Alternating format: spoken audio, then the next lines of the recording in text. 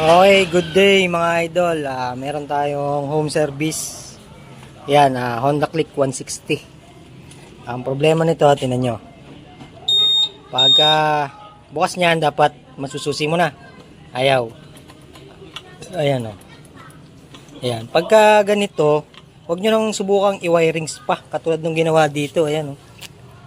May mga pinutol-putol na wire papunta sa receiver, saka sa ECU.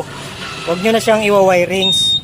Ang nagiging problema lang dito sa knob yung ang tawag dyan, yung parang sa solenoid niya. Naglalak. Oh, ayan o, katulad yan. Ayaw niya. Ang gawin nyo, baklasin nyo to. Pag nabaklas nyo, subukan nyo itong kabin to. Baba nyo lang ng konti. Ayan o. Okay na. Pero pagka binalik ko yan, balik natin. Ayaw na naman. Hindi mo na naman siya may balik. Huwag niyong iwa-wirings. No, sa mga ibang mekaniko dyan, hindi naman ako nag-ano ng ibang mekaniko. Pero pagka ganyan, ayaw dito, nagkiki-indicator, pero ayaw, huwag niyong iwa-wirings, huwag niyo rin papalitan ng ganito. Kasi pag winirings niyo, katulad nito, papunta yan ECU, at nagkamali ka dyan, nag-short yan, putok ang ECU mo dyan, medyo magastos siya kasi magkasama yan, dalawa na yan, receiver, saka ito. No? Wag nyo nang subukan yung wirings. Dito yung problema nyo. Huwag kayo mag-wirings o maglusot-lusot ng wire dyan. No, yan lang mga idol. Ito ang problema lang nito, naglalak. Subukan ko lang linisin yung loob, tapos titignan ko mamaya kung magiging okay na siya. Ayan, ayaw niya. Ayaw niya. Pero, itong kabing ko to. Ayan, susi siya. Andar yan. Diba? Andar siya. Patayin ko, balik ko. Ayaw niya na ulit. Huwag kayong mag-wirings dyan.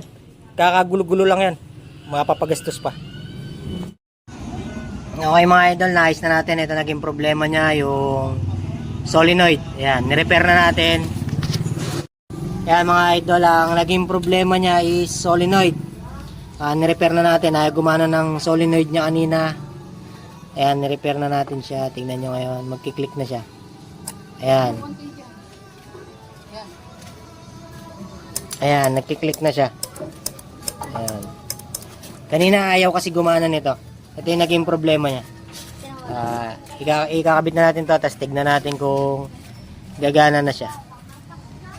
Okay, ito na siya mga idol. Ayan na. Okay na mga idol. Wala, start ko lang. Ayan na. Start na.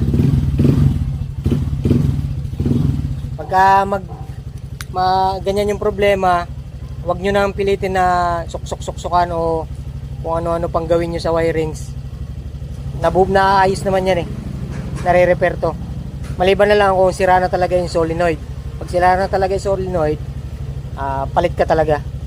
Yan, nare-repair naman siya. Huwag nyong subukan suksukan ng mga wire tas kakabit sa battery o kung ano-ano pa. Lalo lang masisira yung motor. Yan o, okay na siya. O. Ay mga idol, sa mga magpapa-home service, message na kayo sa page. Maraming salamat mga idol.